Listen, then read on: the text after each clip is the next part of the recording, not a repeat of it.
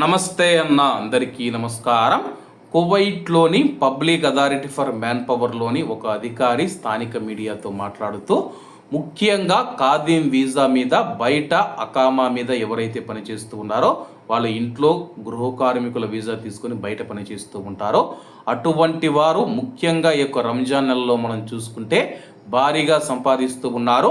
రంజాన్ నెల ముగిసిన తర్వాత కూడా వీళ్ళు ఎంత సంపాదిస్తూ ఉన్నారని చెప్పి ఆయనైతే ఎంత సంపాదిస్తూ ఉన్నారని అయితే చెప్పడం జరిగింది. ప్రస్తుతం కువైట్లో పవిత్ర రంజాన్ ఉపవాసాలు జరుగుతూ ఉన్న నేపథ్యంలో గృహ కార్మికులకు డిమాండ్ ఎక్కువగా పెరిగిందని చెప్పేసి దీంతో బయట పనిచేస్తూ ఉన్న గృహ కార్మికులు ఇళ్లల్లో పనిచేసేందుకు వస్తూ ఉన్నారు. వీసా ఏమో ఖాదీం వీసానే, కానీ వాళ్ళు బయట పని చేసుకుంటూ ఇళ్లల్లో పనిచేసేందుకు వచ్చేటప్పుడు ప్రతిరోజుకు 10 నుంచి 20 దినార్ల వరకు కూడా వసూలు చేస్తూ ఉన్నారని చెప్పేసి ఆయన తెలపడం జరిగింది. మరీ ముఖ్యంగా సగటును మనం చూసుకుంటే నెలకు 280 దినార్ల నుంచి 350 దినార్ల వరకు సంపాదిస్తూ ఉన్నారని చెప్పేసి సగటున ప్రతిరోజు 10 దినార్ల వరకు సంపాదిస్తూ ఉన్నట్లు ఆయన వెల్లడించడం జరిగింది.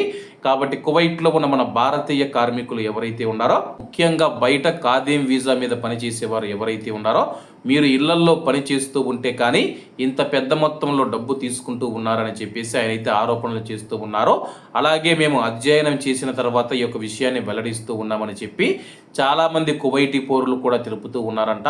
చాలామంది గృహ కార్మికులను మేము పార్ట్ టైంగా పనిచేసేందుకు తీసుకొని వస్తే కొంతమంది 20 దినార్లు 30 దినార్లు కూడా డిమాండ్ చేస్తూ ఉన్నారని చెప్పేసి కువైట్లో గృహ కార్మికుల సమస్య రాకుండా చూసుకోవాలని చెప్పేసి అధికారులకు కూడా కొంతమంది కువైటీలు అయితే తెలుపుతూ ఉన్నారో. కాబట్టి కువైట్లో ఉన్న మన భారతీయులు ఎవరైతే ఉన్నారో ఇటువంటి విషయాలలో చాలా జాగ్రత్తగా ఉండనున్నా. ఎందుకంటే మీరు బయట ఖాదీం వీసా మీద పనిచేసి మళ్ళీ ఇళ్లలోకి పనిచేస్తూ ఉంటే కానీ మీరు ఎక్కువగా డబ్బు డిమాండ్ చేస్తూ ఉన్నారని చెప్పేసి ఒక వార్త అయితే వస్తూ ఉంది. మీరు తీసుకోవడం లేదని చెప్పేసి నాకు కూడా తెలుసు. ఎందుకంటే కువైటీలు అత్యధికంగా డబ్బులు ఇవ్వరని తెలుసు.